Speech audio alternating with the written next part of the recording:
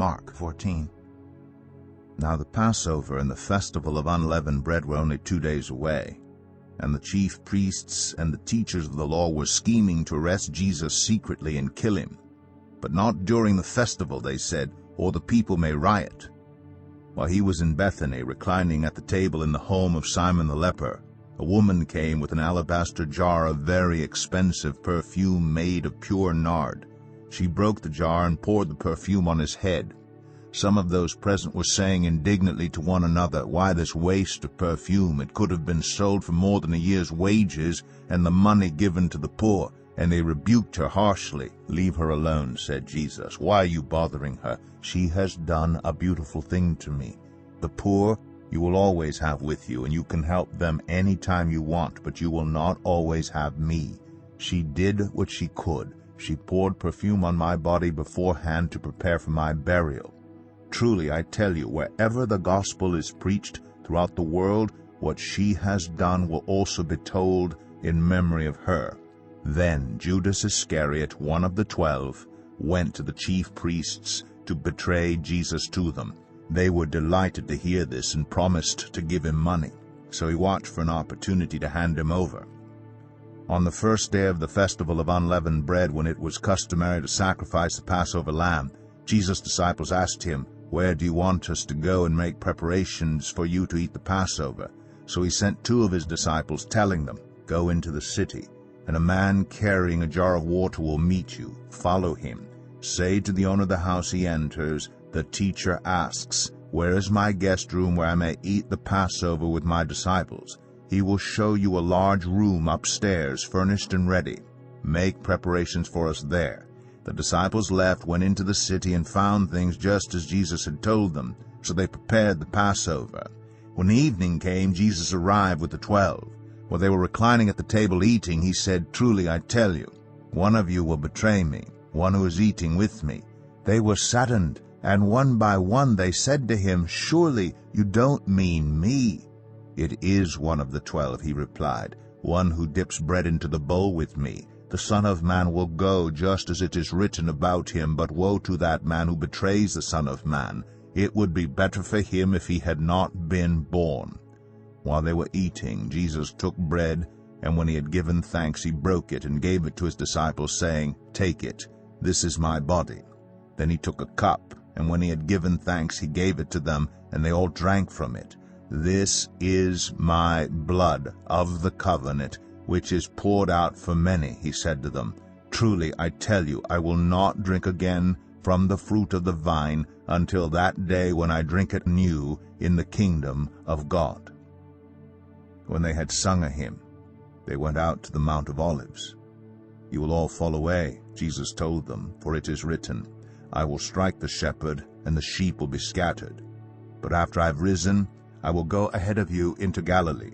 Peter declared, "Even if all fall away, I will not." "Truly I tell you," Jesus answered, "today, yes, tonight, before the rooster crows twice, you yourself will disown me 3 times. But Peter insisted emphatically, "Even if I have to die with you, I will never disown you." And all the others said the same. They went to a place called Gethsemane, and Jesus said to his disciples, "Sit here while I pray." He took Peter, James, and John along with him, and he began to be deeply distressed and troubled. "My soul is overwhelmed with sorrow to the point of death," he said to them. "Stay here and keep watch." Going a little farther, he fell to the ground and prayed that, if possible, the hour might pass from him. "Abba, Father," he said, "everything is possible for you. Take this cup from me, yet not what I will, but what you will." Then he returned to his disciples and found them sleeping. "Simon," he said to Peter, "are you asleep?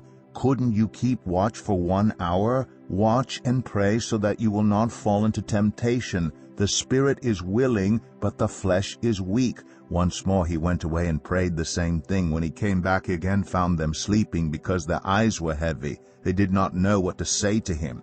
Returning the 3rd time, he said to them, "Are you still sleeping and resting? Enough, the hour has come. Look, the Son of Man is delivered into the hands of sinners. Rise, let us go. "Here comes my betrayer." Just as he was speaking, Judas, one of the 12, appeared. With him was a crowd armed with swords and clubs, sent from the chief priests, the teachers of the law, and the elders. Now the betrayer had arranged a signal with them. "The one I kiss is the man. Arrest him and lead him away under guard." Going at once to Jesus, Judas said, "Rabbi," and kissed him. The men seized Jesus and arrested him. Then one of those standing near drew his sword and struck the servant of the high priest, cutting off his ear. "Am I leading a rebellion," said Jesus, "that you come out with swords and clubs to capture me? Every day I was with you, teaching in the temple courts, and you did not arrest me. But the scriptures must be fulfilled." Then everyone deserted him and fled. A young man wearing nothing but a linen garment was following Jesus. When they seized him, he fled naked, leaving his garment behind. They took Jesus to the high priest, and all the chief priests, the elders, and the teachers of the law came together. Peter followed him at a distance right into the courtyard of the high priest. There he sat with the guards and warmed himself at the fire. The chief priests and the whole Sanhedrin were looking for evidence against Jesus so that they could put him to death, but they did not find any. Many testified falsely against him, but their statements did not agree. Then some stood up and gave this false testimony against him. "We heard him say, 'I will destroy this temple made with human hands, and in 3 days will build another not made with hands.' Yet even then their testimony did not agree." Then the high priest stood up before them and asked Jesus, "Are you not going to answer? What is this testimony that these men are bringing against you?" But Jesus remained silent and gave no answer. Again the high priest asked him, "Are you the Messiah, the Son of the Blessed One?" "I am," said Jesus. "And you will see the Son of Man sitting at the right hand of the Mighty One and coming on the clouds of heaven." The high priest tore his clothes. "Why do we need any more witnesses?" he asked. "You have heard the blasphemy. What do you think?" They all condemned him as worthy of death. Then some began to spit at him. They blindfolded him, struck him with their fists, and said, "Prophesy!" And the guards took him and beat him. While Peter was below in the courtyard, one of the servant girls of the high priest came by.